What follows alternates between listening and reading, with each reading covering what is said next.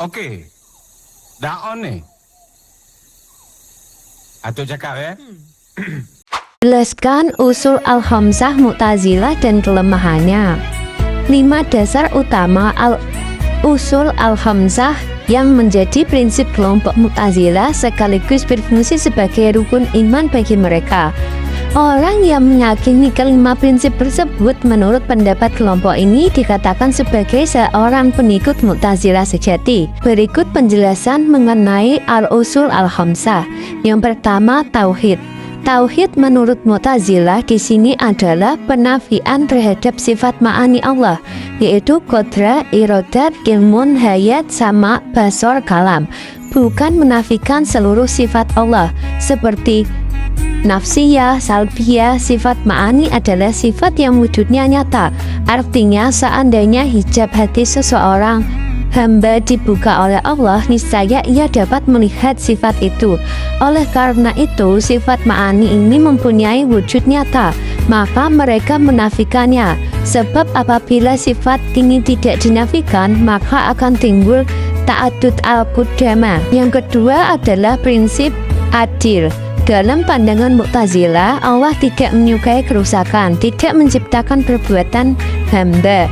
Namun mereka melakukan apa yang mereka perintahkan dan meninggalkan apa yang mereka larang sendiri, berdasarkan kudrah yang kehendak yang diberikan Allah pada mereka. Allah menurut mereka hanya memerintahkan sesuatu yang Dia kehendaki dan hanya melarang sesuatu yang Dia benci. Allah mengendalikan setiap kebaikan yang diperintahkannya dan terbebas dari setiap keburukan yang dilarangnya. Yang ketiga adalah prinsip al-wa'd wa al-wa'id, janji dan ancaman. Mu'tazilah berkeyakinan bahwa janji dan ancaman akan datang. Janji Allah untuk memberikan pahala pasti terjadi, demikian pula sebaliknya. Ancaman Allah untuk memberikan siksa juga bakal terjadi. Sebagaimana janji Allah untuk menerima taubat nasuha juga akan terjadi. Orang yang berbuat dosa besar tidak akan diampuni kecuali dengan bertaubat, sebagaimana orang yang berbuat kebaikan bakal mendapatkan pahala. Prinsip tempat di antara dua tempat. Al-Syahrastani dalam Al-Milal wa Al-Dihal mengutip pendapat Wasil bin Watok bahwa iman itu ibarat poin-poin kebaikan. Jika poin-poin itu berkumpul, maka seseorang dinamakan sebagai mukmin, dan itu adalah predikat terpuji. Sedangkan orang fasik tidak mengumpulkan poin-poin kebaikan, juga tidak mendapatkan predikat terpuji.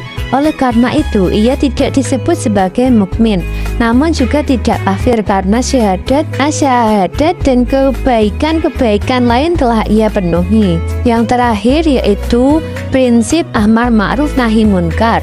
Prinsip ini berfungsi untuk menyebarkan Islam dan memberikan pencerahan bagi orang-orang yang tersesat, juga untuk menangkal serangan orang-orang yang berusaha mencampur adukan antara yang benar dengan yang salah.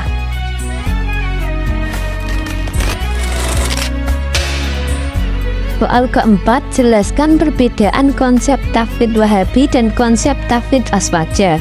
Perbedaan konsep tauhid antara Wahabi dan Aswaja terletak pada bagaimana mereka memaknani sifat-sifat Allah yang terungkap dalam Al-Quran dan hadis, khususnya sifat-sifat yang dianggap memiliki kemiripan dengan sifat makhluk atau mutasyabih. Wahabi cenderung mentafwid atau menyerahkan makna sifat-sifat tersebut kepada Allah tanpa berusaha menafsirkan atau menakwilkannya. Sementara Aswaja lebih menekankan takwil atau penafsiran dan tafwid dalam memahami sifat-sifat tersebut, sehingga tidak menyiratkan kesamaan antara Allah dengan makhluk.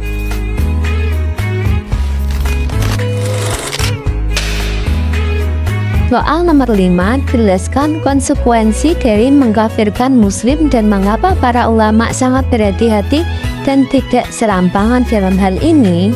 Wahabi mengkafirkan orang lain yang tidak sepaham dengan mereka. Hal ini sebagaimana apa yang disampaikan oleh Syekh Sulaiman, kakak kandung Muhammad bin Abdul Wahab, dalam kitabnya Al-Syafa'iq Al-Ilahiyah. Serampangan dalam mengkafirkan adalah hal yang sangat berbahaya.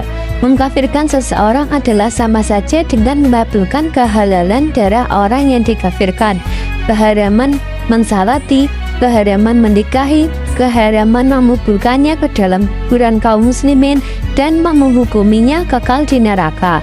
Oleh sebab itu, para ulama sangat berhati-hati terkait masalah takfir. Masalah takfir ini kami bahas panjang lebar dalam buku Islam Ahlussunnah wal Jamaah yang 2.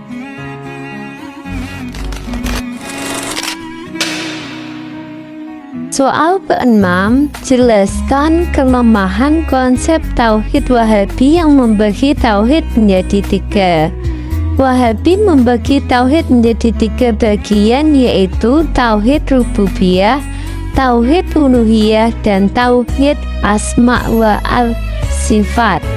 Pembagian tauhid seperti ini tidak ada di zaman Nabi, sahabat, tabi'in, dan tabi'in al-tabi'in. Tauhid rububiyah yaitu meyakini bahwa Allah adalah satu-satunya pencipta, pemelihara, dan pengatur seluruh alam semesta. Allah yang menciptakan langit, bumi, dan semuanya. Allah yang mengatur kehidupan dan memberikan rezeki kepada seluruh makhluk.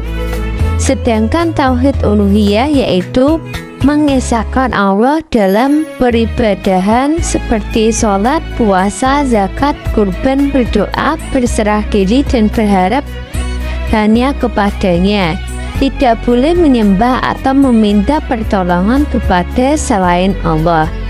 Ibadah hanya ditunjukkan kepada Allah sebagai bukti cipta dan pengagungan padanya. Yang terakhir, tauhid asma wa asifat. Beriman kepada nama-nama Allah yang indah, yaitu Asmaul Husna, dan sifat-sifatnya yang sempurna. Nama-nama Allah dan sifat-sifatnya tertera dalam Al-Quran dan Sunnah Rasulullah. Meyakini bahwa Allah memiliki sifat-sifat yang sempurna dan tidak ada yang menyamainya. Pembagian tauhid ini bertujuan untuk memudahkan pemahaman tentang keesaan Allah dan menghindari kesyirikan, dan mempelajari, memahami ketiga jenis tauhid ini sangat penting bagi setiap muslim untuk meningkatkan keimanan dan keislamannya. Ketiga jenis tauhid ini saling berkaitan dan membentuk satu kesatuan yang utuh dalam akidah Islam.